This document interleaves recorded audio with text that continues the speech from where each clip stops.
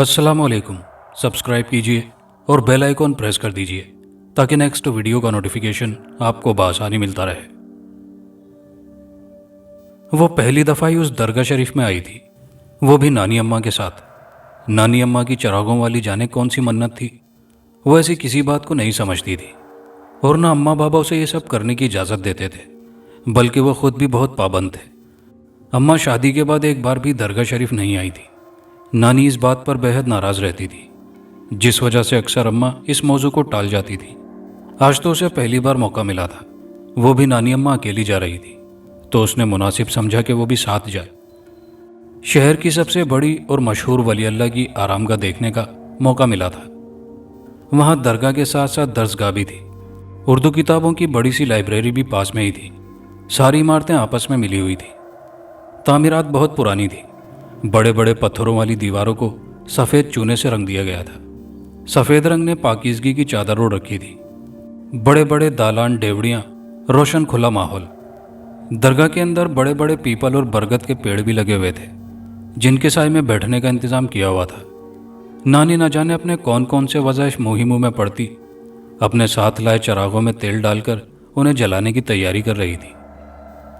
नानी अम्मा, आप अपना अमल पूरा करो, मैं दरगाह देख कर आती हूँ। अम्मा, मुझे अगली दफ़ा आपके साथ भी आने की इजाज़त नहीं देंगी। उसे तो दरगाह को आखिरी कोने तक देखने का इश्तियाक चढ़ा हुआ था। झट नानी को कहती एक तरफ जाने लगी। नानी ने हाथ थामा और अपनी तरफ खींचा तो वो हल्की फुल्की गुड़िया की तरह उनके सामने वापस आ गई। देखो, ये अल्लाह के वली का ठिकाना है, जहाँ बेअदबी नहीं करना, यहाँ खामोश रहना और एक बात का खास ख्याल रखना लड़की। नानी ने उसका हाथ मजबूती से थामते हुए सरगोशी में कहा, फिर रुककर उसकी तरफ गहरी नज़रों से देखते हुए फिर नज़रें सना पर टिकाती हुई कहने लगी, ये जगह सबके लिए खुली हुई है, यहाँ हर कोई आ जा सकता है। इस बात का खास ख्याल रखना कि किसी को भी साथ चलने के लिए मत कहना, ऐसे अल्फाज ही नहीं निकालना, ठीक है मेरी बच्ची। सना की आंखों में नानी के पुरस्रार लहजे से हल्का सा खौफ झलकने लगा, तो नानी को उसकी मासूमियत पर प्यार आया। वो शफकत से उसके सर पर हाथ फेरती, कुछ पढ़कर दम करती हुई उसे जाने का इशारा करने लगी। सना ने गहरी सांस अपने अंदर उतारी और नानी की बात पर गौर करने लगी। नानी बिल्कुल दुरुस्त कह रही थी। यहाँ इतने लोग घूम रहे थे, कई खवातीन, बच्चे, लड़कियाँ, नौम्र नौजवान। एक मेला सा लगा था। आने जाने वालों का तांता सा बंधा था, लेकिन किसी की आवाज़ नहीं थी। दरगाह के अंदर बहुत कम और बारीक आवाज़ में बात की जा रही थी। ज़्यादातर लोग इबादत में मशगूल थे। सना के लिए ये माहौल बिल्कुल नया और अनोखा था। वो हैरत ज़दा सी हर एक चीज़ को देख रही थी। उसे किताबों का भी शौक़ था। वो दरगाह में घूम फिर कर उससे जुड़ी उस पुरानी लाइब्रेरी में गई जहाँ मदरसे के बच्चे अपनी पढ़ाई में मसरूफ़ थे। वो भी अलमारियों में तरतीब से रखी किताबों को देखने लगी। वो किताबों को देखने में मगन लाइब्रेरी के आखिरी कोने तक गई। अब वो काफ़ी थकन महसूस कर रही थी। वक्त का एहसास भी नहीं हुआ। उसने मोबाइल में चौंक कर वक्त देखा। उसे यहाँ आए काफ़ी वक्त गुजर चुका था। तभी लाइब्रेरी की इख्तिताम पर एक छोटा सा दरवाज़ा नज़र आया जो अधखुला था।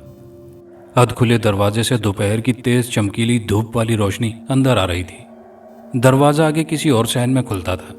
सना आगे बढ़ी और झुककर देखने लगी। जब वो आगे बढ़ रही थी तो अजीब घुटी घुटी सी किसी की आवाज़ें आ रही थी। उसके झुककर देखते ही वो खामोश हो गई। उसका चेहरा गर्दो मिट्टी में अटे बालों से पूरी तरह छुपा हुआ था। अपने लिबास से वो कोई खातून थी जो गुर्रा रही थी। बुरी तरह झूम झूम कर घुटी घुटी आवाज़ें निकाल रही थी। एक पल उसके जिस्म को करार नहीं था। काफ़ी बेचैन थी। सना हैरत से मुंह खोले उस अजीब औरत को देख रही थी। काफ़ी बड़ा सहन था। वो थोड़ा सा आगे आई तो मजीद देखा, खातून अकेली बैठी थी, धूप की तपिश में झुलसती हुई। उसे जंजीरों से बांधा हुआ था। सना पर सख्ता सा तारी हो गया। सहन के दूसरे सिरे पर लाइन से जंजीरें बंधी थी और कई औरतें बंधी थी, कई खुली थी। सबका हाल एक जैसा था। खुले बाल और हिलते डोलते जिस्म, सरमस्ती में घूमती गर्दन, अजीब सा घुटा घुटा सा शोर। माहौल पर अजीब सी उदासी छाई हुई थी। सना को ये सब देखकर घबराहट होने लगी। सना, तभी नानी की आवाज़ से वो चौंकी।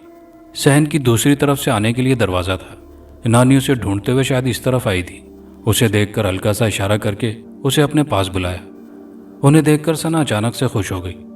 फिर उनकी तरफ तेज़ी से बढ़ी। ओ नानी, आपका काम हो गया, चलें? सना उनके करीब आती हुई बोल रही थी कि नानी ने बढ़कर उसके मुंह पर हाथ रखा اور خاموش رہنے کا اشارہ کیا۔ ان کے چہرے پر بلا کی گھبراہٹ تھی۔ انہوں نے صحن میں بندھی کھلی عورتوں کی طرف احتیاط سے دیکھا کہ کوئی ان کی طرف متوجہ تو نہیں ہوا، لیکن دوسری طرف دیکھنا بھول گئیں، جہاں الگ تھلگ ایک طرف بال کھولے بیٹھی ہوئی عورت ایک دم خاموش اور ساکت ہو گئی، جس کے چہرے پر بالوں کا جال بچھا تھا، جس کے پیچھے سے اس کی سرخ آنکھیں ثنا کی طرف متوجہ ہو گئی تھی۔ خاموشی سے باہر، نانی نے خوفزدہ آواز میں کہا۔ ثنا ان کی پراسرار حرکت سے خود بھی ڈر گئی، اس لیے وہ خاموشی سے نانی کا ہاتھ تھامے باہر کی طرف بڑھی۔ تمہیں اتنی بار سمجھانے کے باوجود بھی تم نے اس لفظ کا استعمال کیا، اور وہ بھی اس وحشتناک جگہ پر۔ باہر آتے ہی نانی کی آواز بڑھ گئی، جس میں ناراضگی ناگواری بھری ہوئی تھی، آنکھوں سے گھورنا تو لگ رہا تھا۔ میں نے کیا کیا نانی؟ ثنا بھی خفا ہو گئی۔ نانی نے اپنی چپل پاس بیٹھی فقیرنی سے لی، جو وہ جاتے ہوئے چند روپے کے عوض انہیں سنبھالنے کے لیے دے گئی تھی۔ وہ کوئی عام جگہ نہیں تھی کہ وہاں کچھ بھی بولا جائے۔ اول تو وہاں کوئی جاتا ہی نہیں ہے، تم چلی گئی، اور وہاں لفظ چلیں کا استعمال بھی کیا۔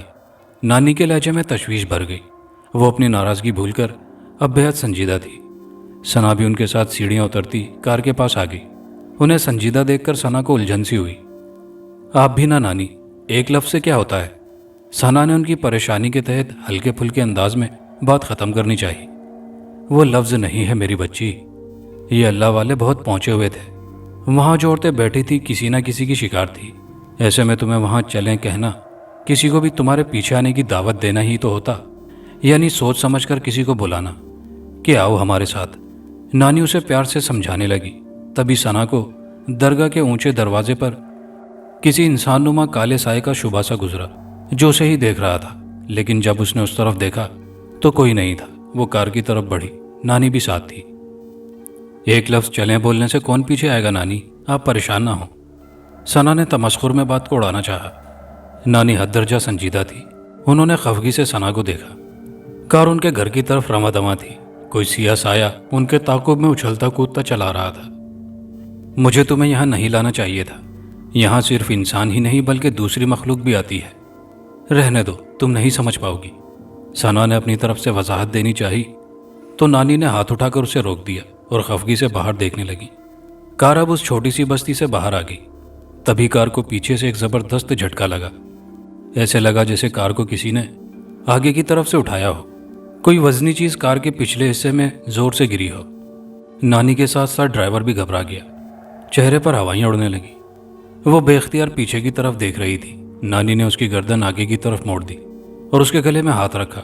ڈرائیور نے گاڑی سائیڈ میں لے کر روکنا چاہی۔ گاڑی روکنا نہیں، پیچھے دیکھنا مت۔ نانی گھبرا کر چیخی تو ڈرائیور بھی سہم گیا۔ گاڑی روکنے کا ارادہ ترک کر کے کار کو سڑک پر لے آیا، سارے شیشوں کو فوراً اوپر کیا۔ دھوپ کی تمازت چمک رہی تھی، اے سی کی ٹھنڈک میں بھی انہیں بھر بھر پسینہ آ رہا تھا۔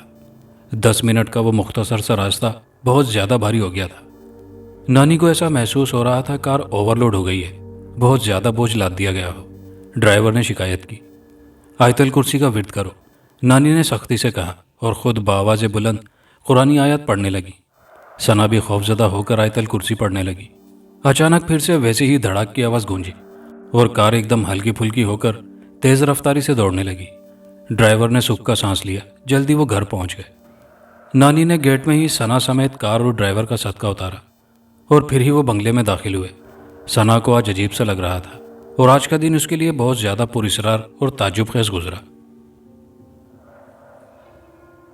جب سے وہ درگاہ سے آئی تھی عجیب سی بے چینی نے گھیرا تھا۔ 2 دن چھٹی تھی اور پھر اتوار کی چھٹی، اس لیے وہ 3 دنوں سے گھر میں ہی تھی۔ نانی شام کو ہی ماموں جان کی طرف چلی گئی تھی اور وہ ان چھٹیوں کے مزے لینا چاہتی تھی، لیکن اس کی بے چینی سے ایسا ممکن نہیں ہوا۔ بار بار اسے ایسا محسوس ہو رہا تھا کہ وہ کہیں باہر چلی جائے۔ وہ گھر کے گیٹ تک خواہ ہی نہ جانے کتنی بار چکر لگائی تھی۔ اسے احساس ہو رہا تھا جیسے کوئی باہر بلا رہا ہے۔ شام کو اس کے کزن نرگس، عمیر اور رمیز آئے تو آئس کریم کھانے جانے کا پروگرام بن گیا اور وہ سبھی کے ساتھ گھر سے نکل آئی۔ آئس کریم پارلر تک پہنچتے پہنچتے اس کے کندھے بھاری ہونے لگے۔ اندیکھا بوجھ اسے تکلیف دینے لگا۔ وہ بار بار اپنی گردن سہلانے لگی۔ کیا ہو گیا ہے ثنا؟ گھر سے نکلنے تک تو تم بالکل ٹھیک تھی، یہاں آتے ہی موڈ آف اور چہرہ پورا اتر گیا ہے، نرگس نے تعجب سے کہا۔ پتہ نہیں عجیب سی حالت ہو رہی ہے، سر درد گردن اکڑ رہی ہے اور کندھے بے پناہ دکھ رہے ہیں۔ اچانک ہی ہو رہا ہے، ابھی تک تو میں بالکل ٹھیک تھی۔ सना ने दोनों हाथों से गर्दन सहलाते हुए कहा। उसकी आवाज में भारीपन उतर आया, आंखों में सुर्खी उतरने लगी। वो जल्द ही घर वापस आ गए।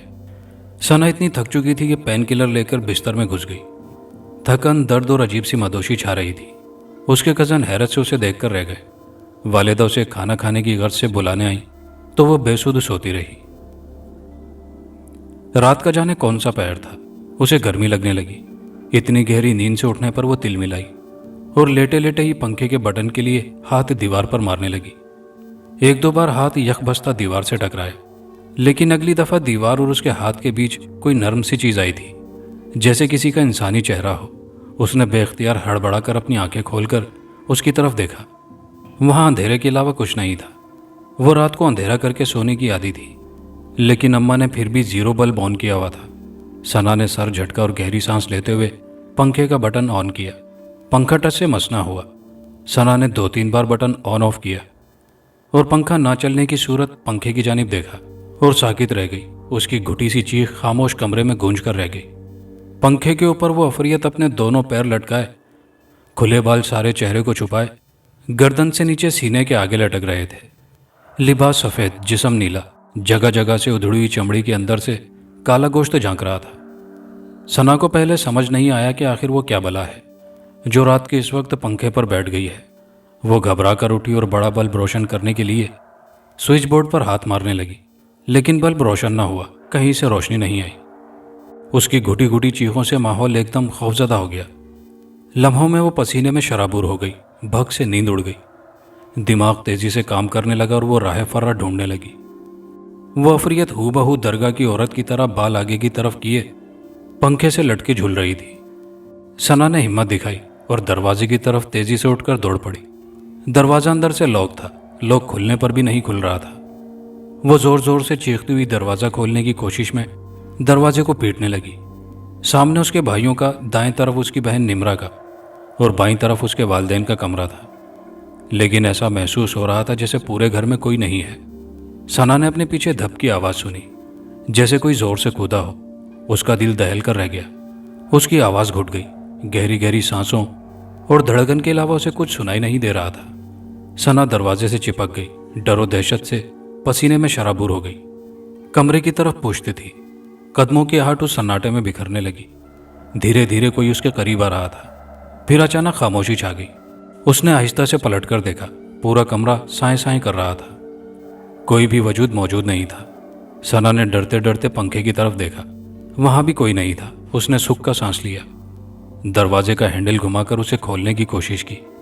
दरवाजा खुला तो उसने गहरी सांस अपने सीने में उतारी। उसका खौफ काफी हद तक कम हो गया था। उसने बेख्तियार थककर दीवार से टेक लगाई। वो अब उस अफरियत को अपना वहम समझ रही थी। तभी उसे अपने सर पर दीवार के पास हलचल सी महसूस हुई। उसने सुकून उतरते चेहरे के साथ वैसे ही टेक लगाई। ऊपर की तरफ सर खिसकाकर नजर ऊंची करके देखा और ठिठक कर रुक गई। अगले ही पल उसकी दिलखराश चीखों से पूरा घर गरजने लगा। वो अफरियत उसके ठीक सर के ऊपर छिपकली की तरह दीवार से चिपकी उसे देख रही थी। अपने होश से बेगाना होने से पहले सना ने अम्मा को अंदर आते हुए देखा था। अम्मा, मुझे तो ये कुछ और ही मामला लग रहा है। बज़ाहिर वो बुखार से बीमार है, लेकिन सना की अम्मा कहते हुए ठिठक कर चुप हुई। नानी के चेहरे पर अचानक तशवीश छा गई। दरगाह का मंजर निगाहों में घूमा। लेकिन क्या नफीसा? अम्मा की खदशात से भरी कांपती हुई आवाज़ मोबाइल से उभरी। इससे पहले भी ये बीमार हुई है। बच्चे बीमार होते ही हैं, लेकिन ये बीमारी बहुत अजीब है। उसकी आंखों में अजीब सी दीवानगी है। वो अपने सर के ऊपर दीवार को एक टिक देखती है, बेसुध पड़ी रहती है। अब मैं घबराकर उसकी बड़ी बड़ी सुर्ख आंखों से खौफजदा होकर कपड़े से ढांपने लगी हूँ। इसके बावजूद उसकी आंखें खुली हैं। मुझे बहुत डर लग रहा है अम्मा। नफीसा बेगम बेख्तियार रोने लगी। इसमें रोने की क्या बात है? हौसला रखो, कुरानी आयतें दम करती रहो। सारे घर में आयतल कुर्सी का दम किया हुआ पानी छिड़को, मैं आती हूँ। अल्लाह पर भरोसा रखो। नानी ने अपने आप को जल्दी संभाल लिया। उन्हें उस दिन कार के बोझ का ख्याल आया। कड़ी से कड़ी मिली तो वो समझ गई कि क्या हुआ है। अम्मा, मैं बहुत डर गई हूँ। एक तो बेटी ज़ात है, अभी तो उम्र ही क्या है उसकी। अगर कुछ ऊंच नीच हो गई तो खानदान वाले बातें करेंगे, वो अलग। नफीसा बेगम आंसू पोंछते हुए अपने दिल का दर्द हल्का करने लगी। 100 तरह के लोग 100 तरह की बातें ही करेंगे। تم اس پر دھیان نہ دو کہ دنیا کیا سوچتی سمجھتی ہے. ابھی ثنا پر دھیان دو اور میں جیسا کہہ رہی ہوں ویسا پڑھتی رہو. میں ایک صاحب کو لے کر جلد پہنچنے کی کوشش کرتی ہوں. تب تک تم اپنا اور بچوں کا خیال رکھو. ہمت سے کام لو. آگے نانی نفیسہ بیگم کو ساری باتیں سمجھا رہی تھی. نفیسہ بیگم نے جلدی جلدی سب لکھ لیا اور کال منقطع کر کے ثنا کے کمرے کی طرف بڑھی. کیوں بلایا ہے تو نے اسے؟ میں سب کو مار دوں گا. میں سب کو مار دوں گا. نفیسہ بیگم جیسے ہی ثنا کے کمرے میں داخل ہوئی ثنا کی آواز بدل گئی. انہیں دیکھ کر ثنا بستر سے اٹھ بیٹھی. آنکھیں پوری طرح سیاہ ہو چکی تھی. نمرا جو ثنا کے پہلو میں بیٹھی تھی اس کی اس حرکت سے فوراً بیڈ سے اتر کر 2 قدم پیچھے ہٹ گئی. اس کا چہرہ مارے خوف کے نیلا پڑ گیا تھا. نفیسہ بیگم کی سانسیں حلق میں اٹک کر رہ گئی تھی اور منہ کھلے کا کھلا رہ گیا تھا. ثنا کا چہرہ بگڑنے لگا. اس کی سیاہ آنکھیں گھوم کر اس کاغذ پر پڑی. نفیسہ بیگم نے جو کاغذ کا ٹکڑا عمل پڑھنے کا لکھا تھا اسے خود بخود آگ لگ گئی. آگ کی تپش سے وہ ہوش میں آئی تو بے اختیار چیختی ہوئی پیچھے ہٹی. نمرا نے جلدی سے آگے بڑھ کر کاغذ کی آگ بجھانی چاہی لیکن کاغذ پورا جل گیا. نمرا ماں کے پہلو میں کھڑی ڈر و دہشت سے کانپنے لگی.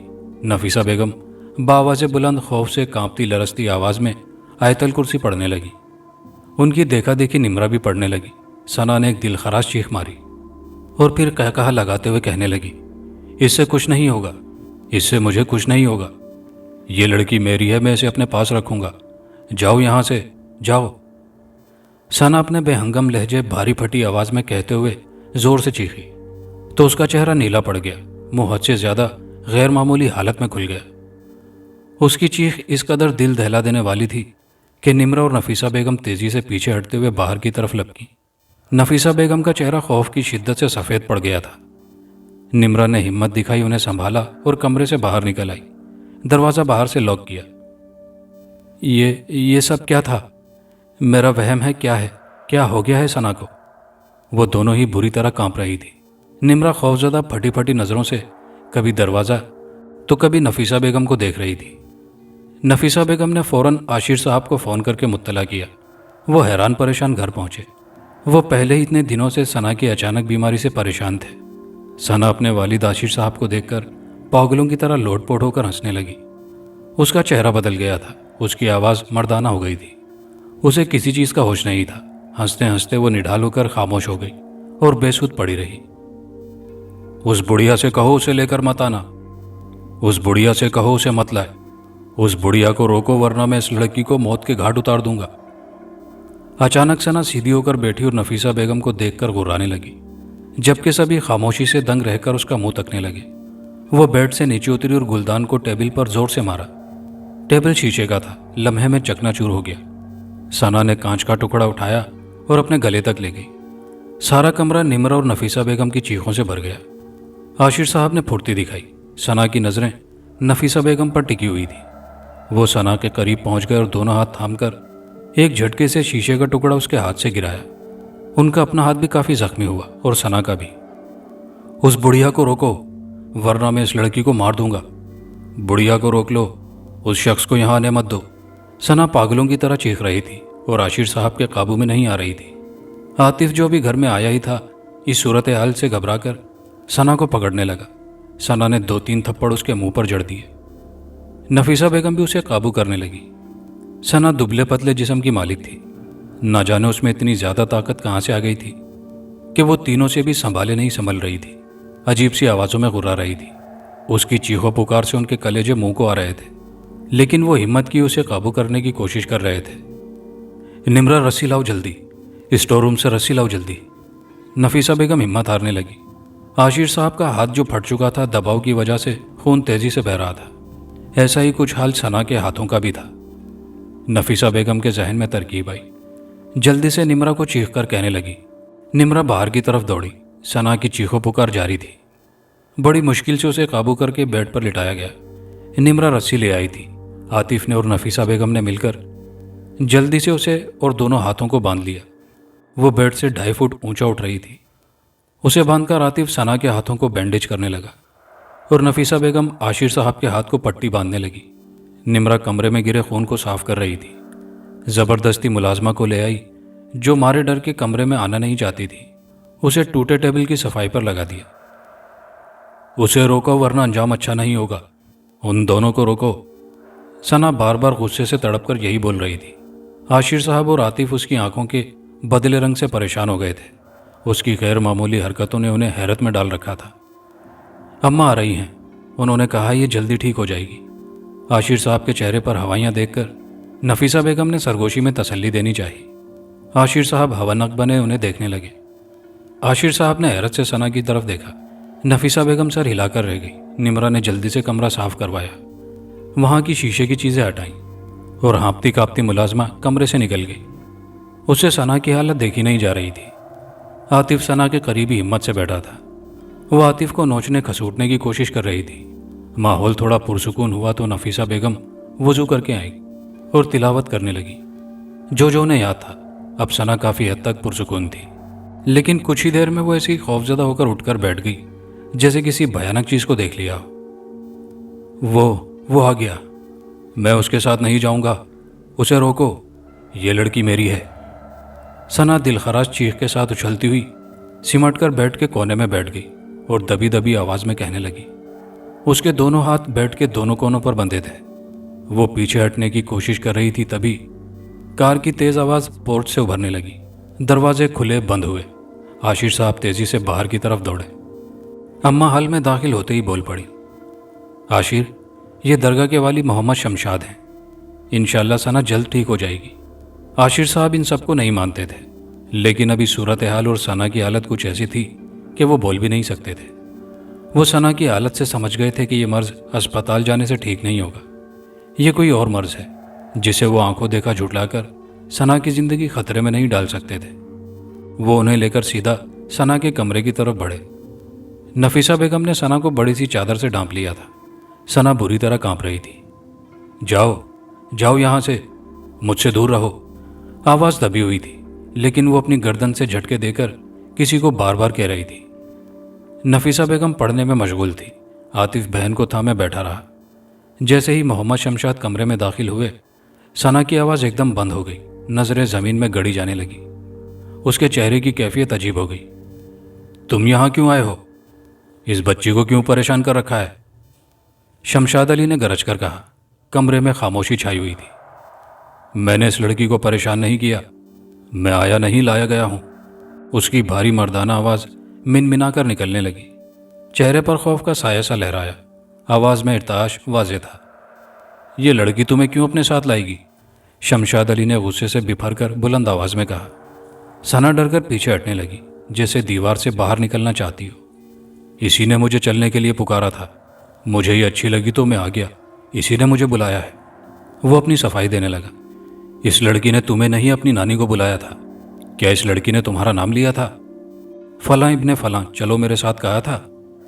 شمشاد علی 2 قدم غصے سے چلاتے ہوئے، بھاری آواز میں دھاڑتے ہوئے ثنا کی طرف بڑھے۔ ثنا خوف کے مارے رونے لگی۔ شمشاد علی کچھ پڑھنے لگے۔ ثنا درد سے کرانے لگی۔ اس کا چہرہ سیاہ ہونے لگا، آواز بھی عجیب سی ہو گئی۔ مجھے چھوڑ دو۔ ثنا کی آنسوؤں میں ڈوبی آواز ابھرنے لگی۔ تم اس بچی کو چھوڑ دو۔ شمشاد علی گرج کر بولے۔ نہیں، یہ مجھے پسند ہے، میں اسے اپنے ساتھ لے جاؤں گا۔ ثنا تڑپ کر بولی۔ اس بچی کو چھوڑ دے بدبخت۔ شمشاد علی پڑھتے رہے، پھونکتے رہے، اپنی تکرار کرتے رہے۔ اچھا، میں اسے چھوڑتا ہوں، ثنا نے آخر تھکے لہجے میں کہا۔ اپنی زبان سے قبول کرو تم اس بچی کو ہمیشہ ہمیشہ کے لیے چھوڑ دو گے۔ شمشاد علی نے گرج کر اسے ڈرایا۔ کچھ پڑھ کر پھونک مارتے رہے۔ ثنا بری طرح سے ڈول رہی تھی، گول گول گھومنے لگی۔ وعدہ کرو مجھ سے، جب تک کوئی بھی مخلوق تمہیں تمہارے پورے نام سے نہیں پکارتی تب تک تم کسی کے ساتھ نہیں جاؤ گے۔ وعدہ کرو، وعدہ کرو۔ شمشاد علی اسے ڈراتے رہے، پڑھتے رہے، پھونکتے رہے۔ آخرکار اس نے اپنی ہار مان لی۔ میں اس لڑکی کو ہمیشہ ہمیشہ کے لیے چھوڑتا ہوں، ثنا نے نڈال سے لہجے میں کہا۔ اس کی سانسیں اکھڑ رہی تھی، رک رک کر جھٹکے دینے لگی۔ عاطف نے گھبرا کر اسے اپنے قریب کرنا چاہا۔ شمشاد علی نے ہاتھ کے اشارے سے اسے روک دیا۔ مجھ سے وعدہ کرو، تمہارے پورے نام سے جب تک نہ پکارا جائے تم اس کے ساتھ نہیں جاؤ گے۔ شمشاد علی نے غصے سے اسے ڈرا کر کہا۔ ٹھیک ہے، میں وعدہ کرتا ہوں، اب میں کسی کے بلاوے پر نہیں جاؤں گا، جب تک اپنے نام کی آواز نہیں آئے گی۔ اپنے نام کے علاوہ کسی کی دعوت قبول نہیں کروں گا۔ ثنا نڈال سے ایک طرف لڑک گئی۔ शमशाद अली काफ़ी देर तक पढ़ते रहे, दम करते रहे। एक काला धागा बांधने को दिया, एक जानवर की कुर्बानी का सदका देने को कहा। दम किया हुआ पानी घर के कोनों में छिड़का और सना के साथ सब घर वालों को पीने के लिए पानी देकर वो जल्द ही रुखसत हो गए। सना आराम से सो रही थी, निम्रा उसके पास थी। सना के खौफ की वजह से उसके हाथ अभी तक बंधे हुए थे। मैं इन चीज़ों को हमेशा मदारी का खेल ही समझता था, लेकिन आज इस हकीकत से भी आशना हो गया। आशिर साहब ने तासुब से सर हिलाकर अपने हाथ के जख्म को सहलाया। सना का खौफनाक चेहरा उनकी नज़रों में दौड़ रहा था। नफीसा बेगम भी उनकी बात से इत्तिफाक करती थी। आशिर साहब शमशाद अली और अम्मा के बेहद शुक्रगुजार थे। अम्मा की बरवक्त समझदारी सूझबूझ से सना की जान बच गई थी। खास एपिसोड की दूसरी कहानी। अभी रात की सियाही इतनी गहरी नहीं हुई थी कि धड़ाम से कोई चीज़ गिरी, जिसकी वजह से खौफनाक आवाज़ पैदा हुई। आवाज़ सुनकर मन्नान ने एक चीख मारी और भागकर कमरे से बाहर आ गया। खौफ से उसका रंग उड़ गया था। अम्मी, अम्मी, कमरे में कुछ है। उसने घबराहट में अम्मी को पुकारते हुए कहा। क्या है कमरे में? क्यों चिल्ला रहे हो? कोई बिल्ली वगैरह होगी? अम्मी ने उसे तसल्ली देते हुए कहा। अभी वो अम्मी के पास बैठा ही था कि उसे एक औरत नजर आई, जिसके लंबे लंबे दांत थे। उसकी आंखें बाहर को निकली हुई थी। घने और सियाह बाल उसके शानों पर लहरा रहे थे। उसकी शक्ल इंतहाई खौफनाक थी। उसके पांव भी उल्टे थे। उसके दाएं बाएं दो बच्चे थे जो उसकी उंगलियां पकड़े हुए थे और वो कमरे से बाहर निकल रही थी। बच्चे भी अजीबोगरीब शक्लो सूरत के थे। अम्मी जी, ये औरत कौन है जो कमरे से बाहर निकल रही है और उसके साथ दो बच्चे भी हैं? मन्नान ने उसकी तरफ उंगली का इशारा करते हुए कहा। अम्मी ने सुनकर कहा, बेटा तुम्हारी तबीयत तो ठीक है, ये तुम कैसी बहकी बहकी बातें कर रहे हो? अम्मी ने उसके सर पर हाथ फेरा तो वो रोने लग गया। उसकी आंखें लाल सुर्ख हो गईं। उसे पल भर में बुखार हो गया। बुखार इतना शदीद था कि वो बुड़बुड़ाने लग गया। अचानक मन्नान की यह हालत देखकर उसकी अम्मी परेशान हो गई। इतने में पड़ोसन आ गई। उसने आते ही कहा, जुबैदा, क्या तुम्हें मालूम है कि पूरे मोहल्ले में कोई गैबी मखलूक आ गई है? गैबी मखलूक? जुबैदा ने हैरत से पूछा। हाँ, गैबी मखलूक, जिन्नात और चुड़ैलें वगैरह, पड़ोसन बोली। वो कैसे? जुबैदा ने पूछा। मैंने सुना है ये साथ वाली पुरानी हवेली फरोख्त हो गई है जो मुद्दतों से बंद पड़ी थी। पड़ोसन की बात काटकर जुबैदा बोली। वो साय वाली हवेली? हाँ, वही साय वाली हवेली, पड़ोसन ने कहा। फिर उसने बताया, बहुत से लोगों का कहना है कि उस हवेली में जिन्नात और चुड़ैलें रहती हैं। जिसने ये खरीदी है वो उसे गिरा रहा है। लगता है उसमें जो भी मखलूक बसती थी वो अब वहां से निकलकर पूरे मोहल्ले में फैल गई है। अभी वो बातें कर ही रही थी कि जुबैदा को एक औरत दो बच्चों के साथ कमरे में दाखिल होती हुई नजर आई। उसके पीछे पीछे एक मर्द भी था। उनकी शक्लें बड़ी खौफनाक थी, जिन्हें देखकर जुबैदा डर गई। दहशत के मारे उसके मुंह से एक खौफनाक चीख निकली और फिर जमीन पर गिर गई। वो गिरते ही बेहोश हो गई। बेहोश होते हुए उसके मुंह से निकला, हाय चुड़ैल। पड़ोसन ने जुबैदा की जुबान से चुड़ैल जैसी खौफनाक मखलूक का सुना तो वो दहशत खाकर भाग गई। वो घर पहुंची तो उसके कमरे का सामान भी बिखरा पड़ा था। वो खौफ के मारे कमरे में दाखिल नहीं हुई और भागकर सामने वाले घर चली गई। वहां भी वावेला मचा हुआ था। अब पूरे मोहल्ले के घर घर यही हाल होने लगा था। वो किसी को नजर आती, किसी को नहीं। जिन्हें वो नजर आती वो शोर मचाते, जिन्हें ना आती वो उसे वहम समझते। यूं पूरा मोहल्ला चुड़ैलों की वजह से परेशान रहने लगा। जिब्रान शाम को दफ्तर से घर वापस आया तो जैसे घर में दाखिल हुआ उसे सहन में अजीबोगरीब शक्लो सूरत की एक औरत खड़ी नजर आई, जिसके साथ एक बच्चा भी था। वो घर का दरवाजा गुजरकर अंदर आ चुका था। वो उन्हें देखकर ठिठक कर रह गया। जुबैदा ने उसे आवाज दी, मुन्ने के अब्बा, रुक क्यों गए हो? आगे आओ। तुम जुबैदा हो? वो लरसते हुए बोला। हाँ, मैं ही जुबैदा हूं, तुम्हारी बीवी, और ये मेरे साथ मन्नान है, तुम्हारा लाडला बेटा। जुबैदा ने उसे बताया। उसे जुबैदा की बातों पर यकीन नहीं आ रहा था। वो मुसलसल अपनी जगह जमकर खड़ा रहा। उस पर खौफ तारी था। जुबैदा ने जब देखा कि वो वहीं जमकर खड़ा है तो वो उसे लेने के लिए आगे बढ़ी। उसने चुड़ैल को अपनी तरफ बढ़ते देखा तो वो चीख मारकर दरवाजे की तरफ भागा और बाहर गली में निकल गया। इससे पहले कि जुबैदा उसे पकड़ती वो साथ वाले घर में जा घुसा तो वहां भी जुबैदा खड़ी उसे बुला रही थी। उसने एक बार फिर जोर से चीख मारी और बाहर को आया तो बाहर भी जुबैदा खड़ी थी। वो पागलों की तरह चिल्लाता हुआ वहां से भाग खड़ा हुआ। वो भागता हुआ मोहल्ले से बाहर निकल गया। वो रात के अंधेरे में एक दरख्त के नीचे जा बैठा। वो खौफजदा था और उसका दिल बड़ी बुरी तरह धड़क रहा था। वो परेशान था। वो बैठा सोच रहा था कि उस पर गुनूदगी तारी होने लगी। उसे लगा जैसे उसे कोई लोरी दे रहा है। देखते ही देखते वो नींद की आगोश में चला गया। हवेली की तारीख कुछ यूं थी। जो किताब की सूरत उसके सामने पड़ी थी। उसने किताब खोली और सफ़ा पलट कर देखा। सफ़ा मुकम्मल तौर पर सफ़ेद था और वो तहरीर से खाली था। वो सोचने लगा ऐसा क्यों है। अचानक उसके सामने फिल्म चलने लगी। उसने देखा हवेली का दरवाज़ा खोला। एक बुढ़िया जंजीरों में जकड़ी हुई थी। 4 लोग उसके पास हाथों में डंडे पकड़े खड़े थे। वो वक्फे वक्फे से उसे डंडों से पीट रहे थे। बुढ़िया की चीखों पुकार सुनकर ध्यान सिंह की शैतानी अना खुश हो रही थी। इस हवेली की बुनियादों में यहाँ के मकीनों का खून शामिल था। ध्यान सिंह ने इस हवेली को हथियाने के लिए हवेली का बच्चा बच्चा ज़िबा कर दिया था। किसी आमिल ने ध्यान सिंह को बताया था कि इस हवेली को हासिल करने के लिए उसे इसकी बुनियादों को खून से सैराब करना पड़ेगा। तब उसने ये कदम उठाया था। वो कई सालों से मुसलसल आमिल के भेजे हुए मौकिलात के जरिए हवेली का एक फर्द पकड़ता और उसे ज़िबा कर देता। बुढ़िया उसके रास्ते का आखिरी कांटा थी जिसे वो बड़ी कोशिशों के बावजूद ज़िबा ना करवा सका था। हवेली अब मुकम्मल तौर पर उसके कब्जे में थी। उसके चेले चांटे उसमें दंदनाते फिर रहे थे। उसने गले का कांटा निकालने के लिए आमिल को मुंह मांगे नजराने की पेशकश की। आमिल ने कुछ दिनों की मोहलत मांगी। एक रोज आधी रात के वक्त बुढ़िया ने चीखों पुकार शुरू कर दी। हवेली में जहां बुढ़िया कैद थी उस कमरे में उस वक्त उसके सिवा कोई नहीं था। आमिल के कहने पर उसको तन्हा छोड़ दिया गया था। उसके चीखने का सबब वो काला नाग था जिसके मुंह से आग के शोले निकल रहे थे। आग के शोले उगलता नाग मुसलसल उसकी जानिब बढ़ रहा था। वो खौफ के मारे चीख रही थी, लेकिन उसकी चीखें सुनी तो जा रही थी मगर उसे बचाने वाला कोई नहीं था। काला नाग जब उसके करीब आया तो उसने फूंक मारी और आग का शोला निकला जो सीधा बुढ़िया की जानिब बढ़ा। बुढ़िया का निचला धड़ जलकर खाकिस्तार हो गया। उसकी चीखों ने सारी हवेली सर पर उठा ली। नाग ने दूसरा शोला निकाला जिसने बुढ़िया का सारा वजूद जलाकर भस्म कर दिया।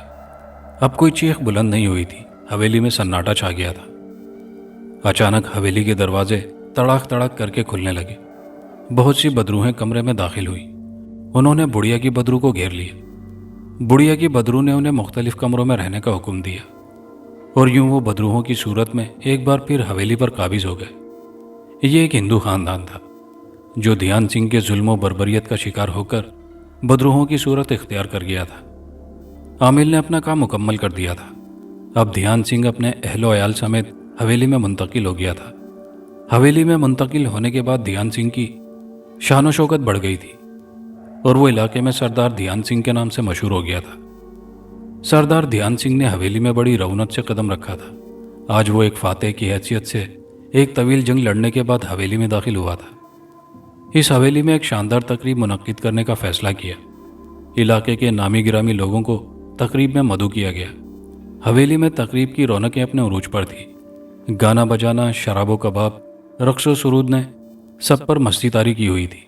ध्यान सिंह अपने दोस्तों के हमरा जाम से जाम टकरा रहा था।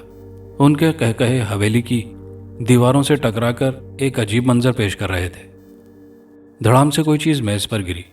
शराब की मस्ती में मस्त सरदार ध्यान सिंह ने देखा तो वो आंखें फाड़े देखता ही रह गया।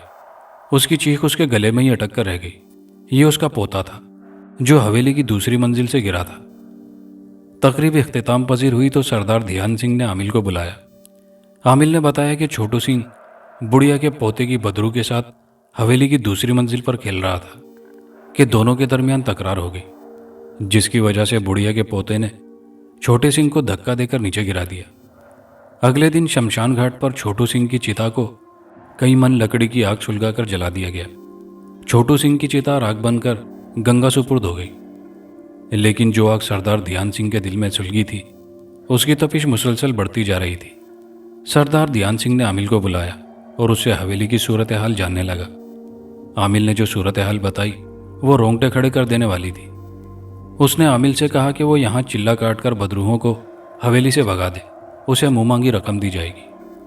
आमिल ने हवेली के कोने में चिल्लागाह बनाई और कुछ मंत्र पढ़ने लगा। अगले दिन सुबह सरदार ध्यान सिंह का मुलाजिम उसे नाश्ता देने गया तो उसकी चीख निकल गई। आमिल की सरबरीदा लाश उसके सामने पड़ी थी। वो उल्टे पांव वापस भागा। उसने सरदार ध्यान सिंह को बताया तो उसका रंग उड़ गया। वो उठना चाह रहा था मगर खौफ और वजूद पर कपकपी तारी होने की वजह से वो उठ ना सका। कुछ देर बाद उसकी हालत संभली तो वो उठा और आमिल के कमरे की तरफ चल पड़ा। आमिल की सरबरीदा लाश देखकर वो भी सकते में चला गया। बाहर बागीचे में माली काम कर रहा था। वो भी चीखता चिल्लाता आया और बताया बागीचे में एक सर धड़ के बगैर पड़ा हुआ है। सरदार ध्यान सिंह ने आमिल का सर और धड़ इकट्ठा किया। अब उसे ये बताने वाला कोई नहीं था कि आमिल के साथ क्या बीती। अब दिन सुकून से गुजर रहे थे। हवेली में खौफ व हिरास की फिजा मामूल पर आ चुकी थी। सभी के जहनों से गुज़िश्ता वाक़यात मादूम हो चुके थे।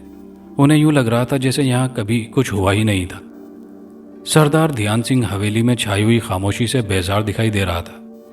उसने अपने बड़े बेटे सरदार ख्याल सिंह से कहा, हवेली में छाई हुई खामोशी की वजह से मैं बहुत उदास हूँ। उसने कहा, बापू परसों आपके पोते की सालगिरह है।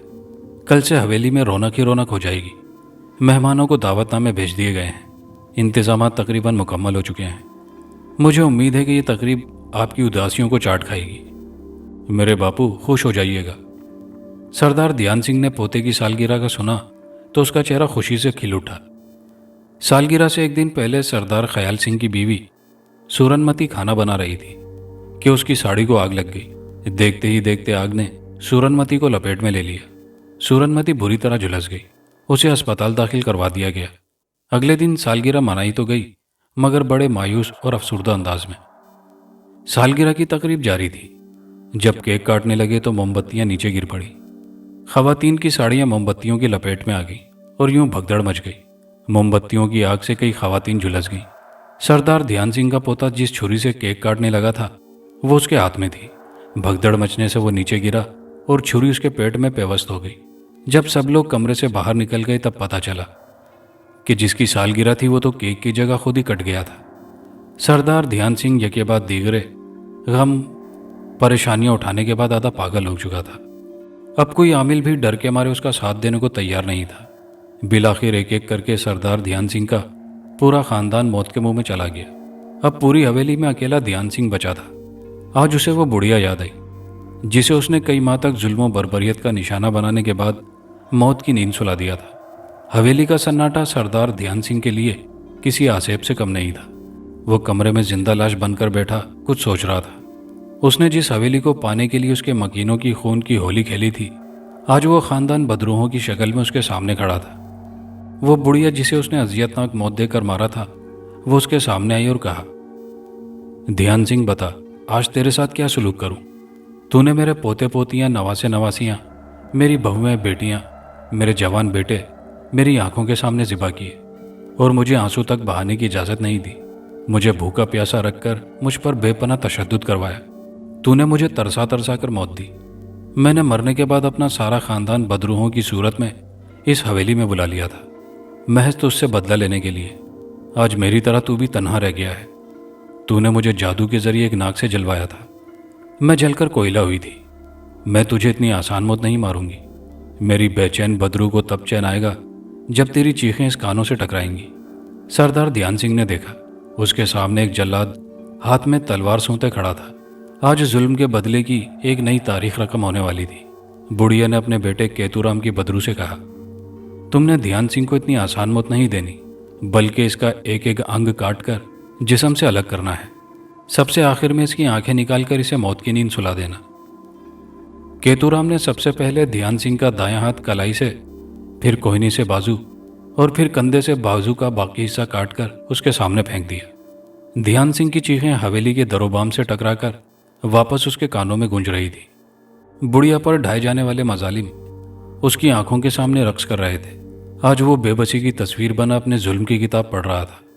अभी उसके दाएं बाजू के दर्द ने करार नहीं पकड़ा था कि केतूराम ने बायां बाजू उसी तरतीब से काटकर उसके सामने रख दिया। ध्यान सिंह की चीखों ने हवेली में कोहराम मचा रखा था। आज वो हवेली जिसे पाने के लिए ध्यान सिंह ने दरिंदगी की इंतहा की थी, वो उसकी बेबसी पर हंस रही थी।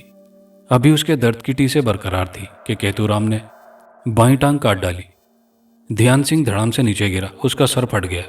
यहाँ पर बुढ़िया को थोड़ा तरस आया और उसने बेटे से कहकर उसका सर तन से जुदा करवा दिया। यूं जुल्म की तारीख का बाब बंद हो गया। उस दिन से यह हवेली बदरूहों का मस्कन बनकर रह गई। बज़ाहिर तो मुद्दतों से पड़ी खाली यह हवेली तक़सीम हिंद के बाद पाकिस्तान की मलकियत में आ गई थी। जिब्रान महकमा अराजी में आला ओहदे पर फाइज था। उसने यहाँ से काफ़ी मालो मता इकट्ठा कर रखा था। हुकूमत ने इस हवेली की नीलामी का ऐलान किया तो जिब्रान ने भी अपने एक दोस्त के जरिए बोली में हिस्सा लिया।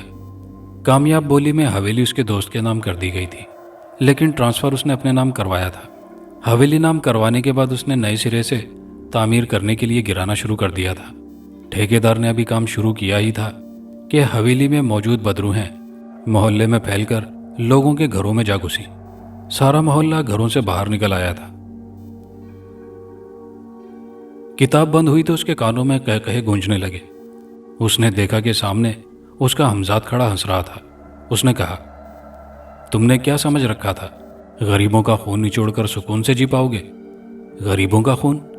मैंने कब गरीबों का खून निचोड़ा है? जिब्रान ने हमजाद से कहा। तो क्या ये साए वाली हवेली तुमने बाप दादा के पैसों से खरीदी है? हमजाद ने पूछा। हैं? हाँ नहीं। वो जवाब देने की बजाय शशोपंज में मुब्तला हो गया। वो बुड़बुड़ा कर उठा और फौरन वहीं पर सजदे में गिर गया। फिर वापस पलटा और आते ही उसने हवेली का काम बंद करा दिया। वो काम बंद करवा कर घर पहुंचा तो हर तरफ सुकून ही सुकून था। सारी गैबी मखलूक हवेली में वापस पलट गई थी और मोहल्ले में सुकून आ गया था। कहानी पसंद आई हो तो दोस्तों के साथ लाइक शेयर ज़रूर कीजिएगा। कमेंट बॉक्स में अपनी कीमती राय का इजहार कीजिएगा और चैनल पर नए आने वाले दोस्तों से गुजारिश है कि चैनल को लाजमी सब्सक्राइब कर लीजिए। शुक्रिया।